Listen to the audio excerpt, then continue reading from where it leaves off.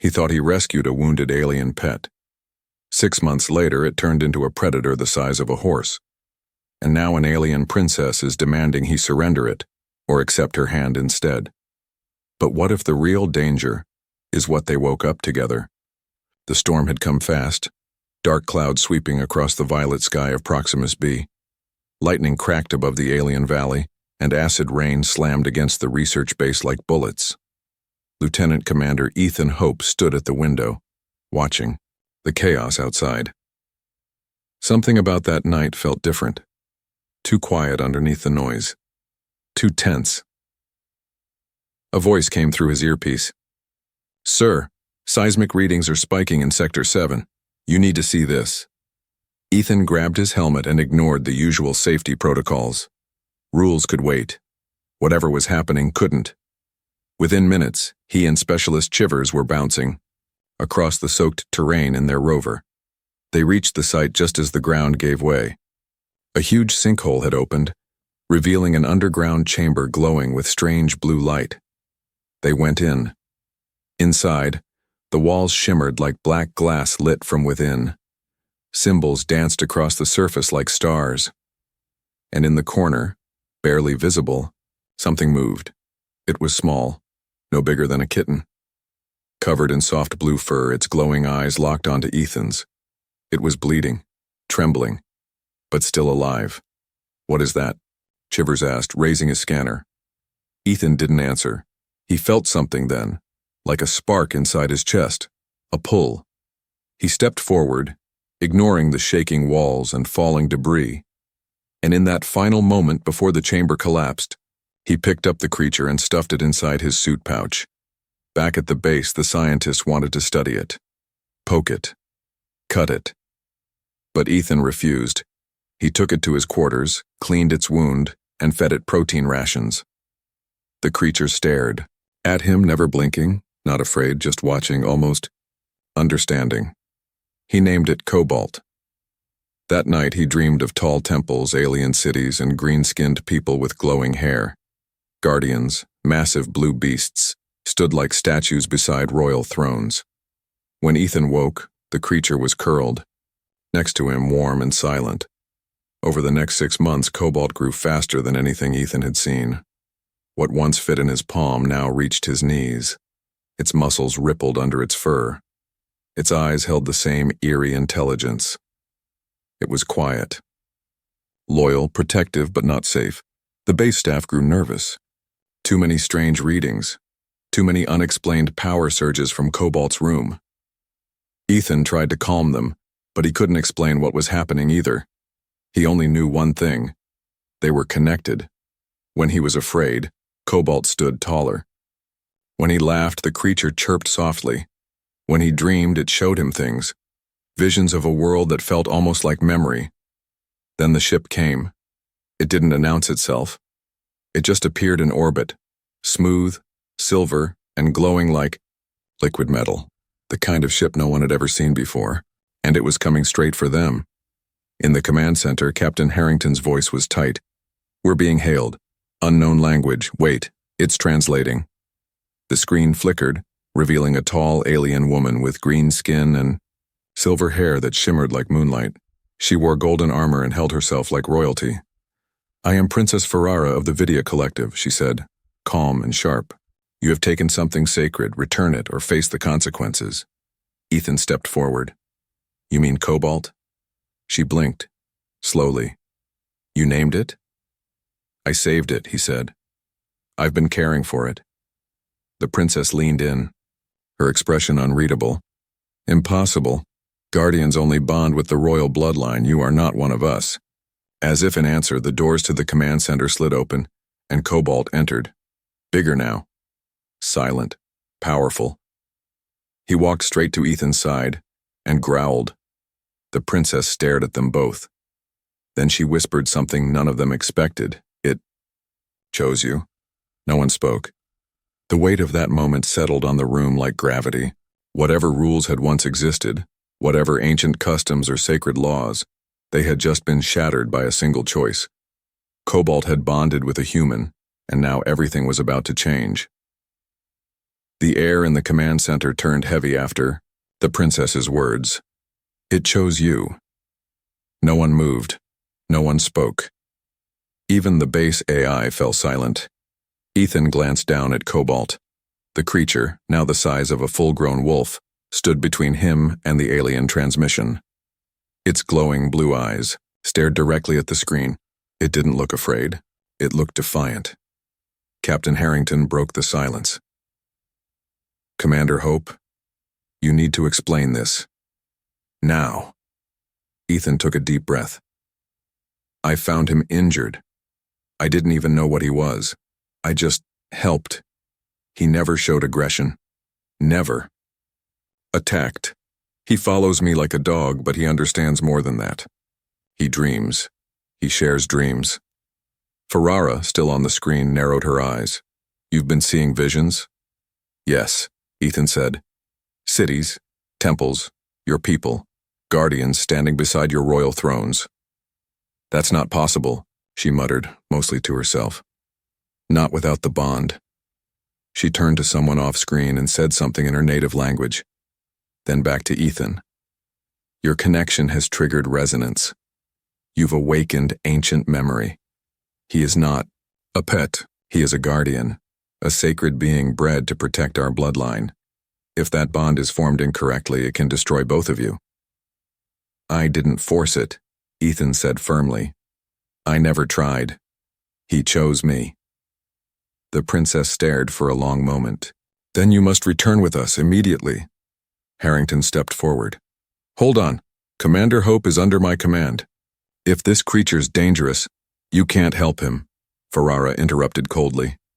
Only we can. You don't understand the depth of this bond. If it matures without guidance, the power will tear him apart and take you all with it. Behind her words was a warning. Not a threat, but close. Cobalt shifted beside Ethan, its thick tail brushing the floor. Its body pulsed slightly with energy, subtle, but growing. Ethan felt it too, like a heartbeat inside his bones. Harrington wasn't convinced. Commander, I need your recommendation. Ethan didn't hesitate. I'll go. You sure? Ethan nodded. There's something bigger going on. Cobalt isn't just an alien pet. He's a part of something ancient. And I think I'm part of it now, too.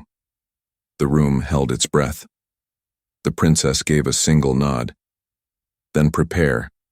The transport will arrive within one planetary rotation. The screen went dark. After that, everything changed. For the next 24 hours, Ethan was confined to quarters, but not as punishment. As precaution, doctors ran scans. Psychologists asked questions.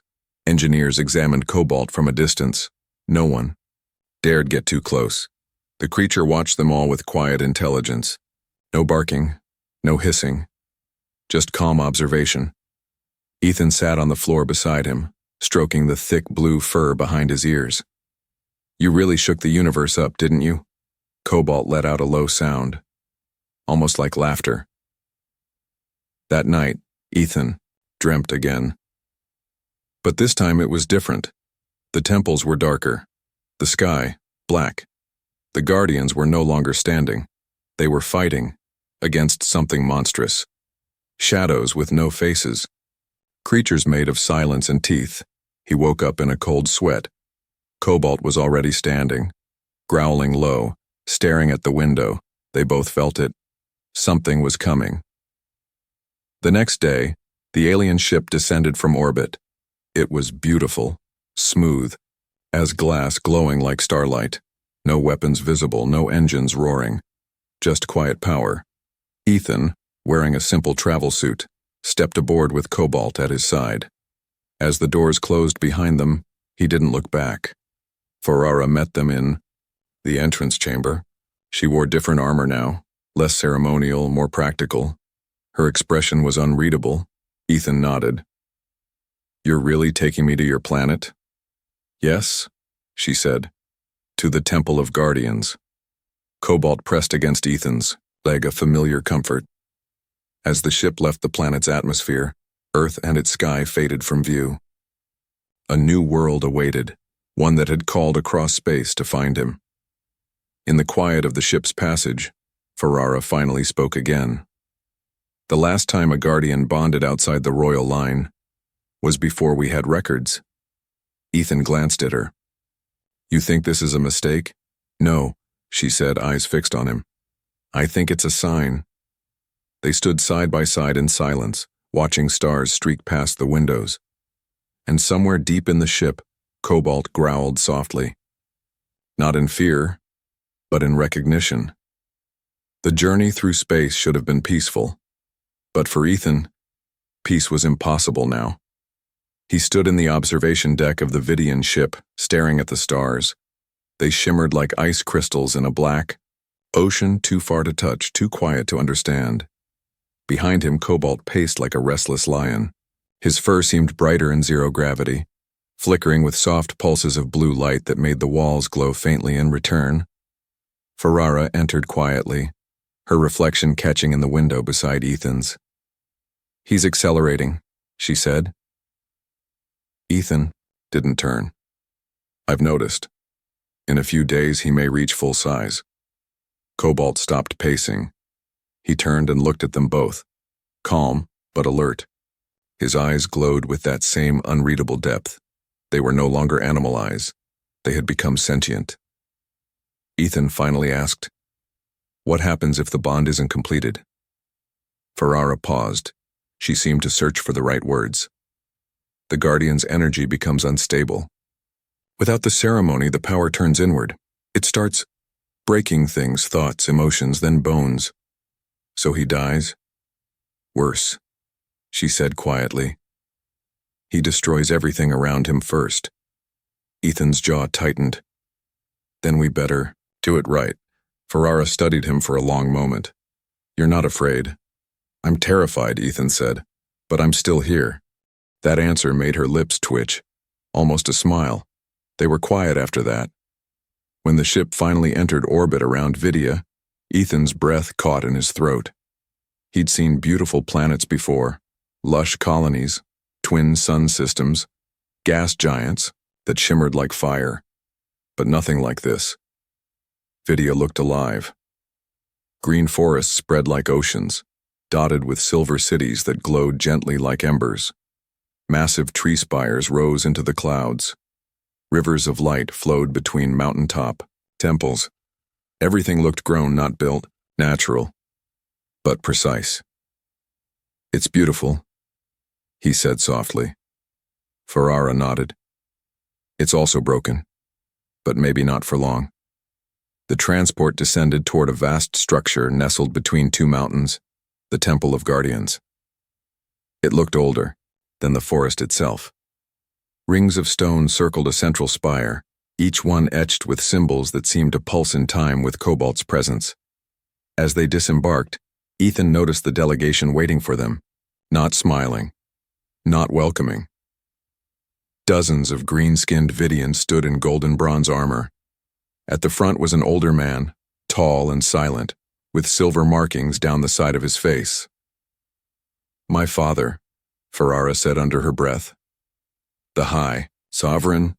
The man's eyes locked onto Ethan with a gaze that could pierce metal. He didn't speak at first, he just looked down, at Cobalt. The Guardian growled, not loud, not hostile, but clear. A greeting. A warning. The High Sovereign's jaw twitched. He turned to his guards and said something in the Vidian tongue. Then, finally, he looked at Ethan. You are not welcome, he said. But you are necessary. Good to meet you too, Ethan replied dryly. Ferrara stepped forward. Father, he saved the Guardian's life.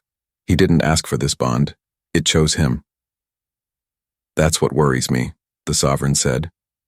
They entered the temple in silence. But even silence couldn't hide the tension. Inside, Ethan saw them, other Guardians, massive, proud, and silent. Their fur was thick and vibrant, their claws like swords.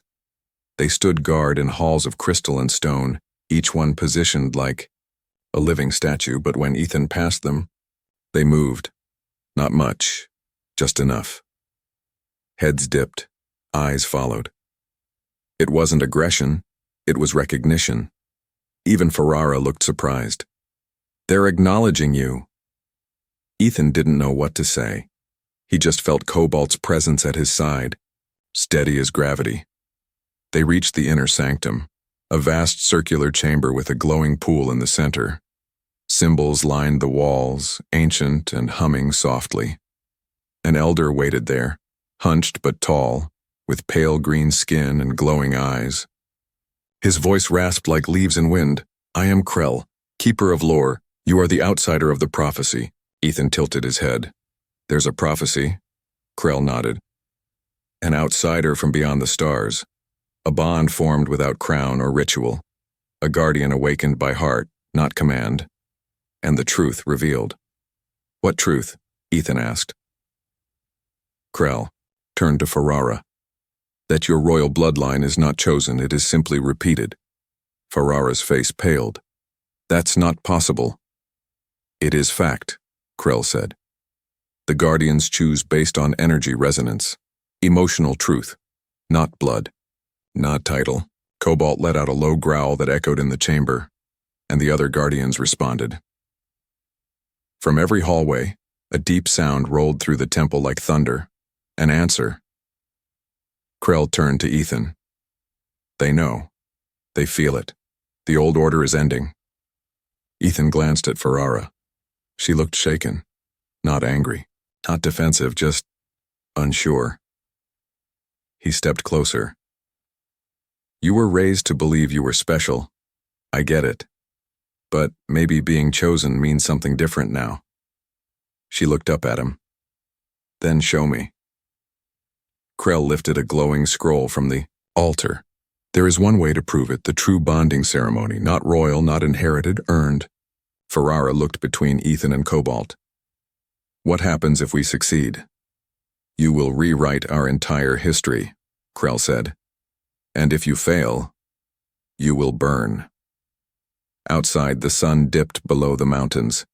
Shadows stretched across the forest, and, from somewhere deep in the ground, a distant rumble shook the temple, not from the storm, not from a machine, from something waking up, something ancient, something coming.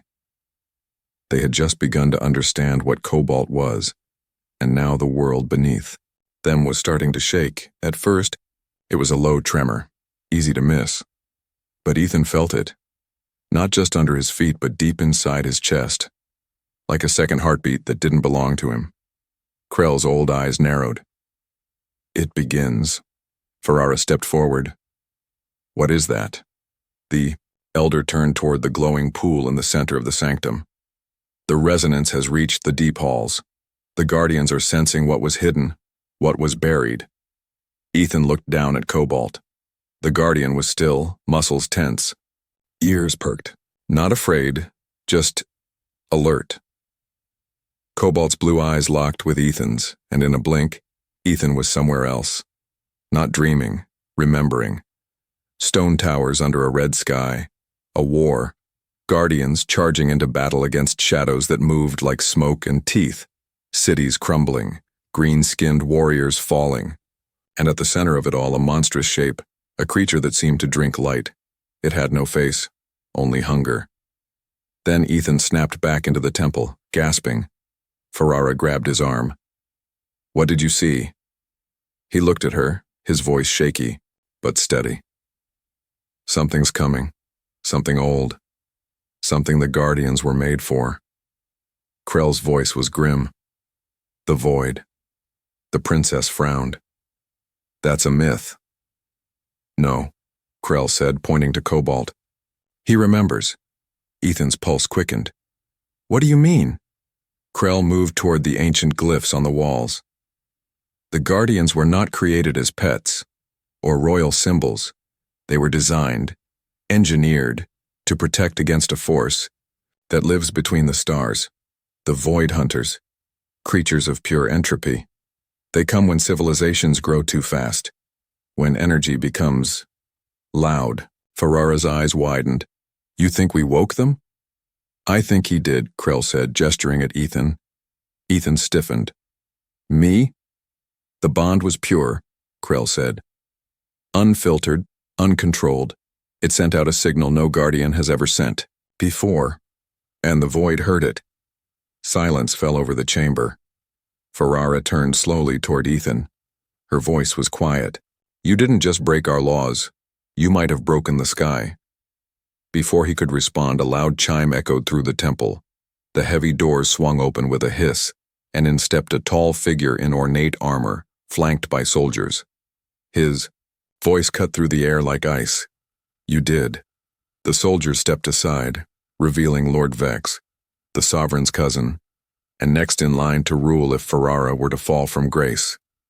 Vex's eyes landed on Ethan like a blade. The outsider prophecy, the uncontrolled guardian, the bond that wasn't meant to happen. His voice turned bitter. This is your proof? Your future? Krell took a step forward. You are not permitted in the inner sanctum, Lord Vex. And the law, Vex snapped. And this experiment ends now. Ferrara's hand went to the small blade at her hip. He came willingly. He is under my protection. You mean you're already falling for him? Vex sneered. A human? Really? Ethan stepped in front of her. We don't want to fight. Too bad, Vex said, pulling a small black device from his belt. Because I do. Cobalt roared, a deep echoing sound that made the walls vibrate. The guardians in the hall stirred, sensing danger. Vex raised the device. This disruptor is keyed to guardian brainwaves. One press of this button, and every guardian on this continent falls, dead or unconscious. You wouldn't dare, Ferrara said. I would, Vex replied, because I have seen the future you want. Equal bonds, guardians choosing peasants, humans walking freely through our cities. The fall of our control. No thank you. Ethan stepped forward. Then what? You kill Cobalt? Kill me? The prophecy still lives. You can't erase it now. But I can control the story, Vex said. He pressed the button. The device screamed, high-pitched. Horrible. Cobalt stumbled, eyes rolling, claws digging into the temple floor. The sound hit Ethan like a knife in the brain. He dropped to one knee, clutching his head. All around the temple, other guardians howled in pain. Ferrara screamed, Stop it! But Vex didn't. He walked toward Ethan, his voice cold. You brought this on yourself. You think kindness is enough to control a guardian. You think love is power, it's weakness. Cobalt roared again, and this time something inside him snapped. A shockwave of energy exploded outward. The disruptor in Vex's hand shattered. Vex was thrown back like a rag doll, slamming into the wall. The temple shook. Lights flickered. Ethan stood up slowly, his breath ragged. Cobalt towered beside him now, his eyes no longer glowing blue but white-hot. His fur shimmered with raw power. The other guardians stopped howling. One by one, they turned to Cobalt. Then they bowed. Krell stared in awe. He's no longer just a guardian. He's becoming a prime. Ferrara moved to Ethan's side, her voice trembling. What does that mean? It means, Krell said, he's becoming the leader of all guardians. He is forging a new order. Right now. Through Ethan. Ethan felt the weight of Cobalt's bond. Emotions poured into his mind. Not words but feelings, resolve, loyalty, and warning. He turned to Ferrara. They're coming. Who? She asked. He looked toward the sky. The creatures in the void. The ones I saw in the vision. They're awake now. Ferrara's voice was soft. Then we don't just need to bond. We need to unite, Ethan said. At their feet, Vex groaned. His armor cracked, his pride shattered. Krell stepped beside him and said quietly, Your rule is over. Outside, the sky darkened, not with night, but with something far older. Ferrara turned to Ethan. The final ceremony, the real one, it has to happen soon, or none of us will survive. Ethan nodded. He placed a hand on Cobalt's massive shoulder. Then let's finish what we started. And deep in the air above the planet, something ancient opened its eyes. The skies above Vidya were no longer calm. High above the planet, The clouds rippled unnaturally, as if something enormous moved behind them, just out of sight. Animals fled the forests. The guardians across the world began to stir, uneasy, growling without cause. The planet itself seemed to shiver. Inside the Temple of Guardians, silence had settled. Vex had been taken into custody, no longer roaring orders, no longer smug, just quiet, staring at Cobalt with wide, defeated eyes. The once mighty disruptor lay in broken shards, on the floor, its power gone, its control shattered. Cobalt stood tall, now easily over 4 meters in height. His blue fur shimmered with waves of energy, and his broad shoulders moved with silent confidence. But Ethan could feel it. He was struggling, not with pain but with pressure, the weight of growing power. The bond between them strained under the force. "He's almost reached full maturity," Krell said gravely, "and the bond is still incomplete." Ethan looked at his friend, his companion, his impossible guardian. "What happens when the bond snaps under this weight?" Krell didn't answer. He didn't have to. The ancient texts had already warned them.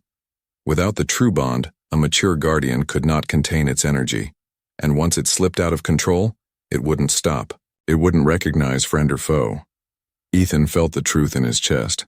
Cobalt had only hours left before his power exceeded his limits, maybe less.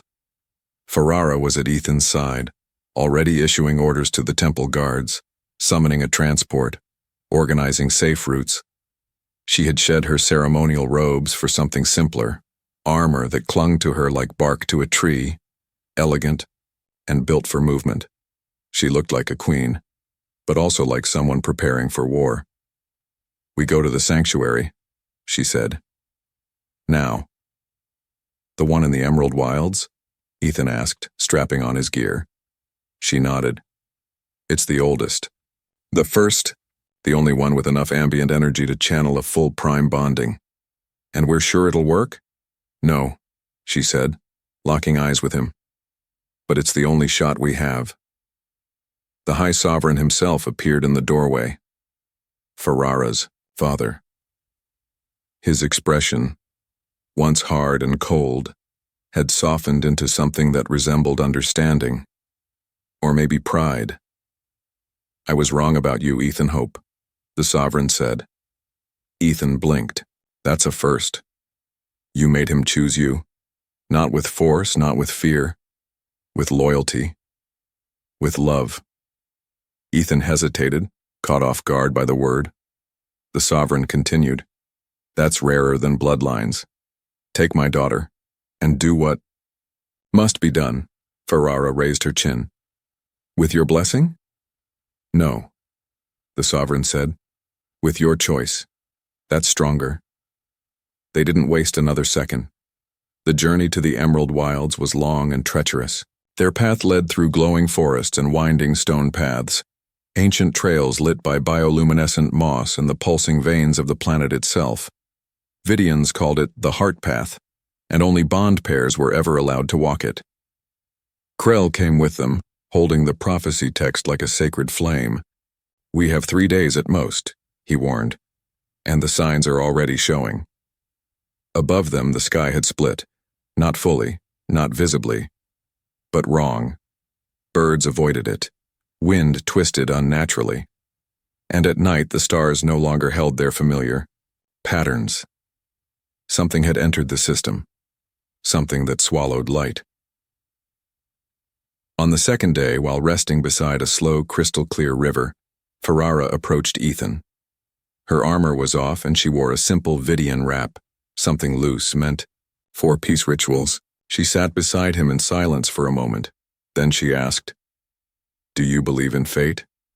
Ethan shook his head. "I believe in choice. Fate is what happens when you stop choosing." She smiled faintly. "That's very human of you." He looked at her, then at the stars above the trees. "I didn't expect any of this. Not Cobalt. Not you." She turned her face toward his. "Nor did I. But maybe we weren't supposed to find what we expected. Maybe we were meant to find what we needed." He reached for her hand. She didn't pull away. Cobalt's been pushing us toward this moment since the day I found him, Ethan said. Not just to bond, but to wake something in both of us. Then we have to finish what he started, she whispered. That night they shared a kiss, not desperate, not stolen, earned. The spark between them wasn't just physical anymore. It had weight, trust, a promise made without words. The next morning, Krell stopped them at the edge of the final ridge. There's something I didn't tell you, he said, face grim. Ethan narrowed his eyes. Now seems like a bad time for secrets. Krell held out the prophecy scroll, unrolling it with trembling hands. The original version wasn't just about the outsider bond. It included a warning. A second part. Ethan stepped closer. What kind of warning? Krell's voice lowered. If the bond is not completed in time, the Guardian will not die. He will break and become a beacon. What does that mean? Ferrara asked. Krell met her eyes. He will call to the void. His energy signature will echo across systems, and the creatures we feared, the ones we locked away with Guardian blood, will follow the call. They will come here. They will come for all of us. Ethan felt his heart skip. Ferrara looked at him. Then we really don't have time. Ethan nodded. We finish this. Tonight. At the top of the ridge, the sanctuary came into view. It wasn't a building. It was living stone, a circular formation of towering monoliths, each one pulsing with the same glow as Cobalt's eyes. The ground between them shimmered with flowing energy, swirling in patterns like a living heartbeat. Cobalt stepped forward into the center, his body crackling with power. The monoliths responded, surging brighter. Ethan turned to Ferrara. You ready? She placed a hand over her heart, then his. For this world. For mine. For yours. They stepped into the circle, and the sanctuary began to sing. The sanctuary responded like it had been waiting for them. As soon as Ethan and Ferrara stepped into the center of the stone circle, the air changed. The light dimmed, not like a sunset, but as if something ancient had turned its attention toward them. The pulsing stones grew brighter, their hum louder, forming a resonance that passed through bone and breath. Cobalt stood motionless on the far side of the circle, his towering form outlined in a blue glow. His fur shimmered with static charge, arcs of white energy dancing between his massive shoulders. He was now beyond any earthly creature. He had become something mythic. The entire forest around them had gone silent. No birds, no wind. Even the insects had fled. Ferrara took a step forward, her voice barely above a whisper. He's almost there. If we wait any longer, his body won't hold together. Ethan could feel it too. The bond was tightening, pulling. Not painful yet, but like a thread under strain. A fragile cord between them and something divine, or destructive. Krell entered the circle slowly, the scroll of prophecy cradled in his arms. His voice was firm, but reverent. The sanctuary will guide the process, but it cannot force it. The bond must be made by choice, not by ritual alone. We know, Ethan said. Krell raised an eyebrow. Do you? This is not a simple ceremony. It's not vows. It's not magic. It is a surrender of the self. Your energy will join hers. Your mind will become linked. Your will shared. You will become seen. Entirely. Ferrara met Ethan's gaze. We've already begun that, ever since the chamber. He nodded. No more hiding. Krell moved to the outer ring of the stones. He touched a carved symbol with his fingers, and a sudden wave of energy surged through the circle. The patterns on the ground brightened, swirling faster. The monoliths began to vibrate, deep, slow notes like the heartbeat of the planet itself. Cobalt lifted his head and roared, not in pain, not in anger, but in welcome. He stepped forward into the light, moving slowly toward Ethan and Ferrara, the very ground trembling under his paws. His eyes glowed with a brightness that made the others turn away, but Ethan met them. Calm, steady. Cobalt stopped just short of them, lowered his massive head, and waited. Ferrara removed the final layers of her armor, piece by piece, revealing the ceremonial symbols marked along her skin in glowing paint, the Vidian patterns of trust and unity. Each line shimmered in the sanctuary's light. Ethan mirrored her, shedding his equipment, revealing the energy-sensitive markings Krell had painted across his chest and arms. The symbols began to pulse, glowing in sync with hers, two hearts, two energies beginning to synchronize. Krell raised the scroll. Step into the bond. Ethan and Ferrara turned toward each other, joined hands, and crossed the final step into the energy spiral. Instantly, the world dissolved. Not physically, but within. The sanctuary consumed everything. Light exploded inward. Sound became vibration. Thought became color. Ethan saw Ferrara's memories, her first guardian training as a child, trying to bond with a beast that never responded to her.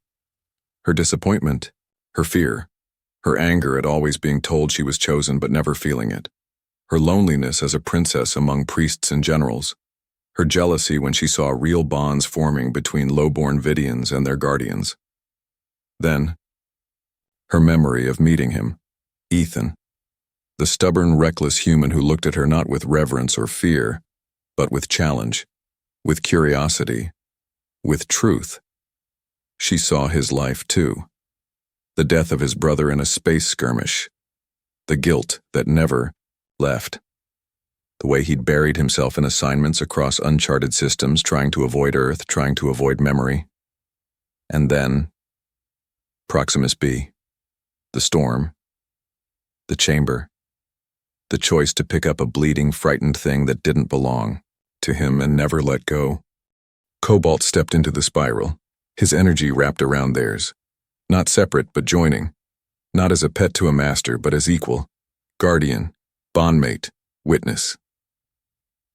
The sanctuary began to glow, first white, then blue, then violet. Trees outside, bent under unseen pressure. The very ground trembled. Krell, outside the circle, dropped to one knee. The final stage begins, but then, impact. A deafening boom shattered the air. The ground shook violently. In the sky above the trees, a black shape tore through the clouds like a wound. The void had arrived. No ship, no lights. Just a rippling shape of absence. The stars behind it flickered out. Birds fell from the sky mid-flight. Guardians across the world howled in confusion and fear. Ethan gritted his teeth, holding Ferrara's hands as the ground beneath them cracked and surged. "We're out of time," she shouted. Cobalt roared, and the roar wasn't just sound. It was a wave of resistance. It pushed back the darkness. The monoliths answered, casting beams of energy straight into the sky like signal flares. Krell stood again. "You must finish the bond now." Ferrara looked into Ethan's eyes. Her voice was shaking, not from fear, but from the sheer intensity of the connection. "One last step." Ethan nodded. Together, they stepped to the center of the spiral, into the vortex of energy, and let it take them. The final surge erupted. Light swallowed them whole. The symbols on their skin merged into a single glowing crest. Their thoughts became one. Cobalt stood over them, glowing with raw prime energy, his body thrumming with impossible power but controlled. The beacon was sealed. The void could not claim him. Instead, Cobalt turned, lifted his massive head and howled toward the sky. And hundreds of guardians across Vidia answered. The war hadn't started yet.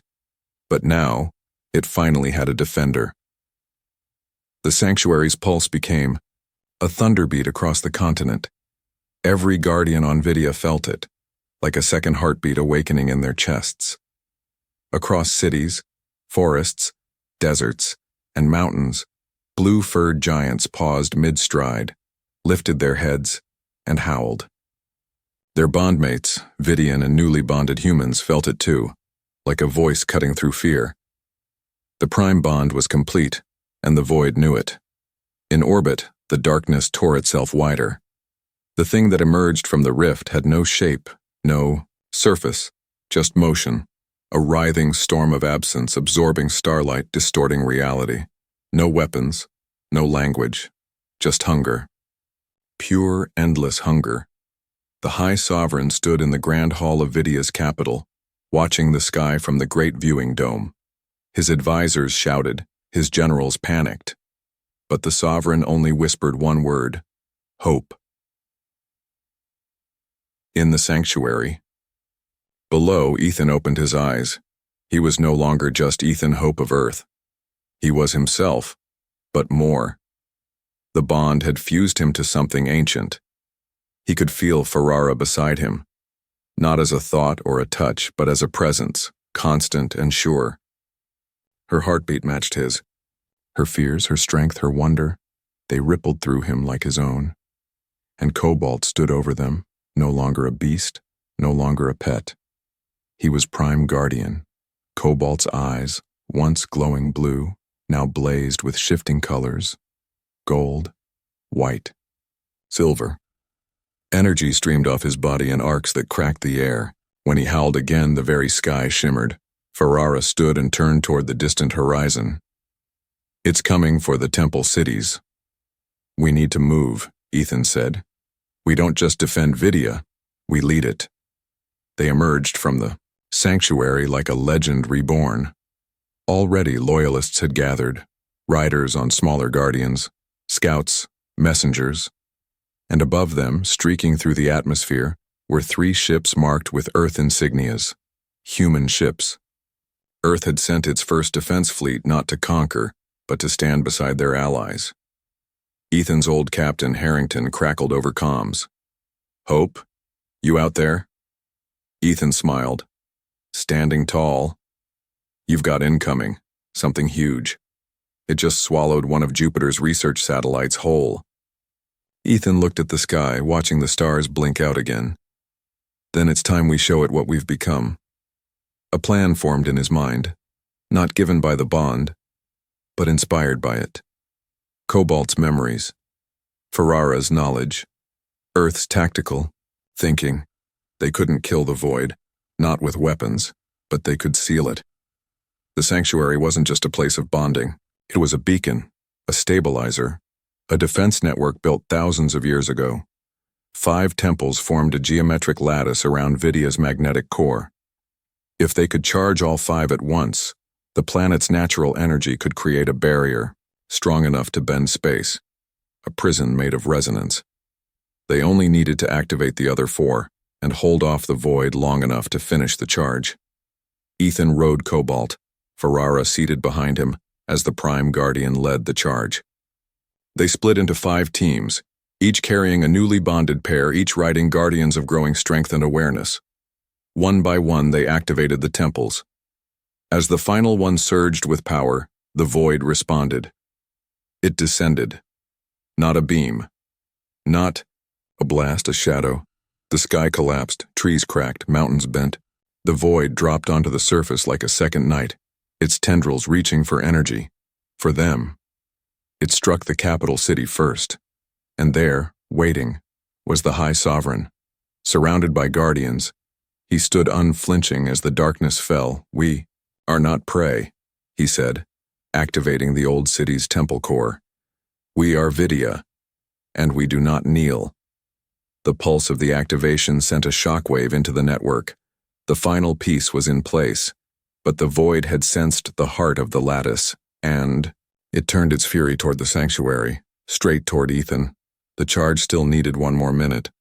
1 more minute of survival. Ethan stood atop Cobalt's shoulders, hands glowing with the mark of the Prime Bond. Now or never. The void lashed down, not just at them, but into them.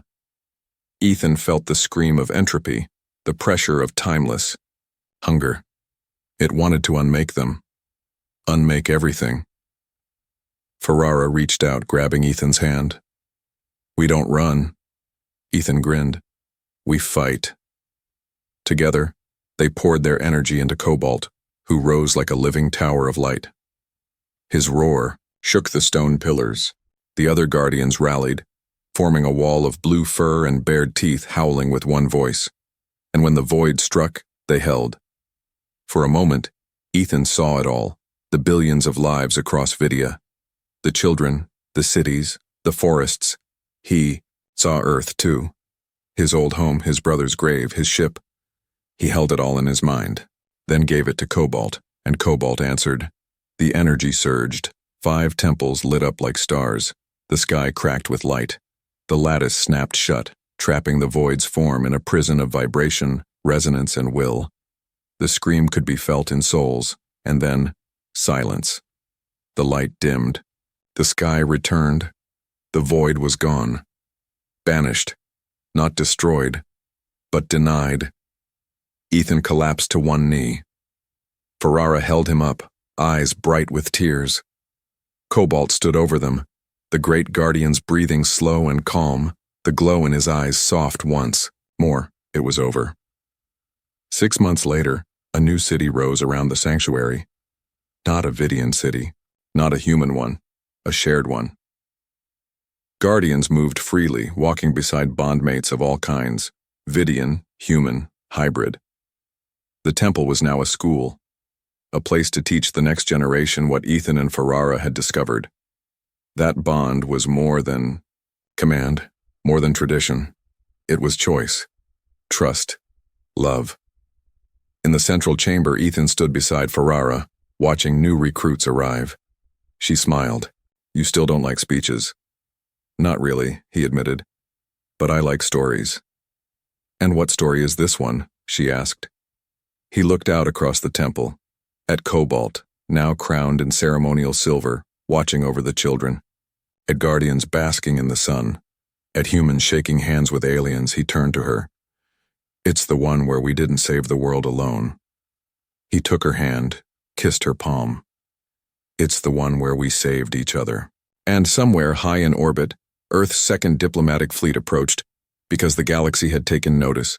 And now, they were coming, not to conquer, but to learn what happens when a wounded alien creature chooses a human, and the universe fights back together. The end.